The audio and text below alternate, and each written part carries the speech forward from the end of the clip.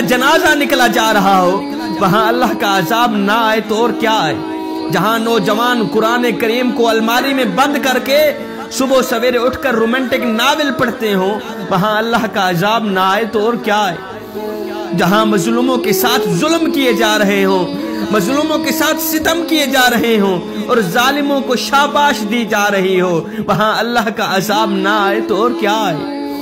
جہاں مسلمان عورتیں بازاروں میں ننگے سر پھرتی ہوں وہاں اللہ کا عذاب نہ آئے تو اور کیا آئے؟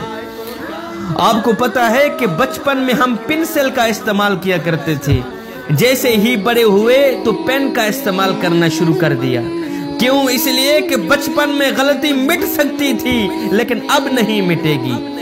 اے دوست آجا اس کریم رب کے دربار پہ جو ایک ماں سے نہیں 70 ماؤں سے بھی زیادہ محبت کرنے والا، اس کی ذات تو آوازیں دے رہی ہیں، او میرے یار کی امتی ایک بار تو میرے دربار پہ آ کر تو دیکھ، ایک بار اپنا دامن پھیلا کر تو دیکھ، اوے بخشش کی حد نہ کر دوں مجھے رب العالمین بھی نہ کہنا۔ کی بات پھیلانا صدقہ جاریہ ہے، ثواب کی نیت سے ویڈیو کو شیئر ضرور کیجیے۔ جزاک اللہ۔